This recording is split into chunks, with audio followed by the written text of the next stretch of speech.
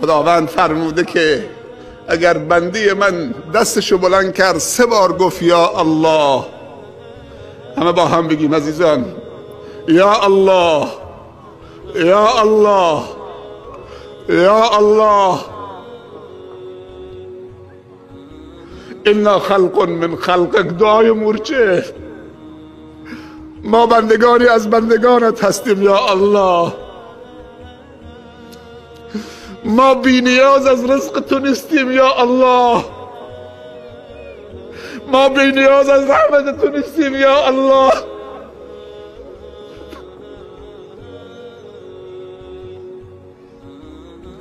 خدایا ما را به خودمون مگذار یا الله.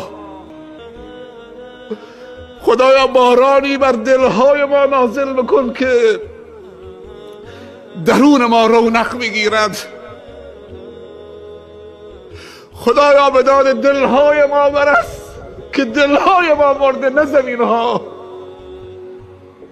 درون ما خشکیده یا الله. خدایا بارانی بر دلها و افکار ما بریز و به داد دلها نیتهای ما، به داد افکار ما را تصویب فرما. ما در ابتدای سال جدید 1432 هجری هستیم. امروز روز 2 و 3 سال هجری، سال 32. اللهم یا مقلب القلوب والابصار، یا مدبر اللیل والنهار، یا محول الحول والاحوال، حول حالنا الى احسن الحال. ربنا ظلمنا انفسنا وان لم تغفر لنا وترحمنا لنكونن من الخاسرین. ربنا ظلمنا انفسنا، دعای بابا آدم و ما و حوا.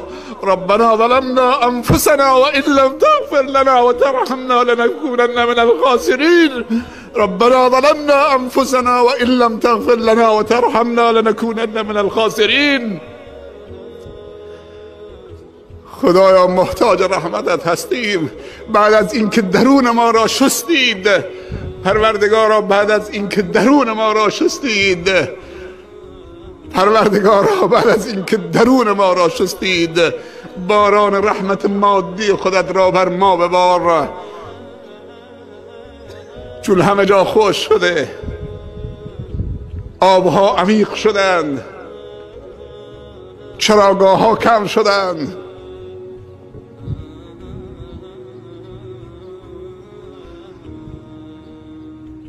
بندگان تو نگرانند. خدایا اینایی که میبینید 90%شون 2-3 روزی که روزه هستند، امروز با دهان روزه آمدن. خدایا صندوقی برای بیماران تالاسمی و سرطانی و کلیوی گذاشتند.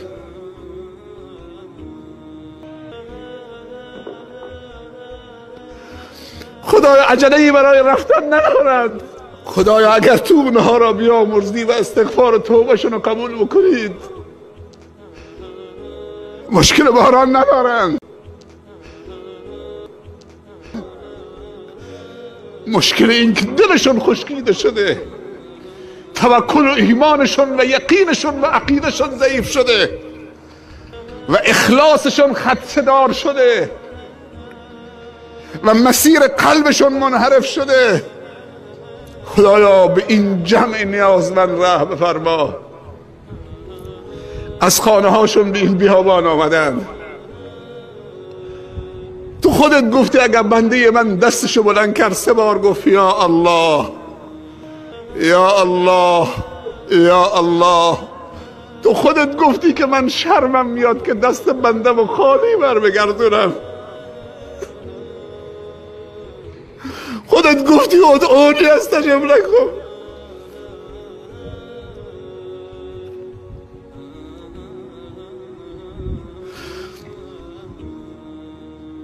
خدایا ما نیازمند و درمانده و بیچاره و فقیر هستیم. یا ایها الناس انتم الفقراء الی الله، همه شما فقیر به درگاه خدا هستید. یکی از آداب استسقا متوسل شدن به دعای صالحین هست در حیاتشون. پیامبر صلی الله علیه وسلم روی منبر خطبه میخوندن. یک دفعه اعرابی در جمع بلند شد و خطبه آن حضرت رو قطع کرد. گفت یا رسول الله صلی الله علیه وسلم هلک العباد و البلاد، همه هلاک شدن، دعا بفرما. خطبهشو قطع کرد، دستشو بلند کرد، اونقدر دستشو لرزوند و گریه کرد که سپیدی زیر بغلش نمایان شد.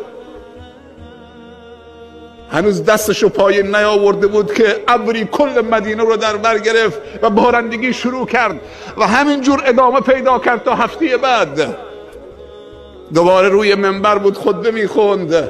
دوباره همون اعرابی آمد تو جلسه، گفت یا رسول الله دعا بکن تا باران بند بیاید، قطع بشود، هلک العباد و البلاد.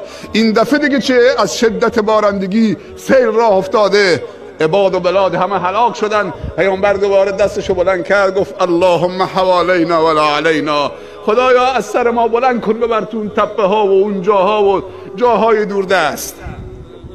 بارندگی قطع شد و حضرت عمر رضی الله عنه بعد از وفات پیامبر صلی الله علیه وسلم، حضرت عباس عموی پیامبر مستجاب الدعا بود، میرفت پیشش میگفت یا عباس، ای عباس، ما در حیات پیامبر صلی الله علیه وسلم اگر دچار قحطی میشدیم به دعای پیامبر ما متوسل میشدیم به درگاه خداوند، باران به ما میداد.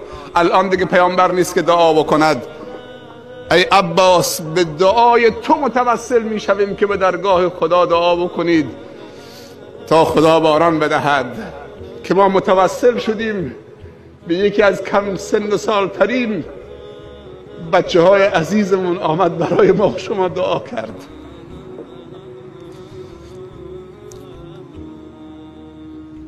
قبل از اینکه نماز استسقا خونده بشود، 2 رکعت نماز مثل نماز عید،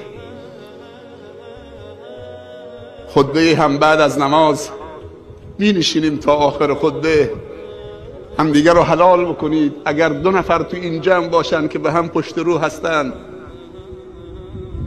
با هم قهرن، اگر نمامی در این جمع هست که از رونق جامعه اسلامی خوش نمی شود، اگر تارک الزکاتی در این جمع هست، اگر فرزندی که بی احترامی به پدر و مادرش کرده، اگر ظالمی که به فقیر ظلم کرده، اگر بدهکاری که حق طلبکارش رو پرداخت نمی کند و متمکنم هست، اگر زن و مردی که بی احترامی به هم کردند، اگر مردی که در حق خانواده و اولادش بی حرمتی می کند، اگر شریکی که به شریکدارش خیانت کرده، اگر معلمی و عالمی که در حق بندگان خدا و شاگردان و طلاب کوتاهی کرده، اگر شیخ و عالمی که معصیت خدا می کند، همه باید توبه بکنن، همه باید استغفار بکنن.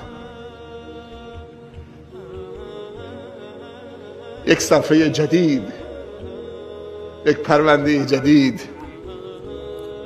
اینگی فرمانداری مدارس رو تعطیل کردن، بچه ها را آوردن، این اطفال معصوم که برای ما دعا بکنن.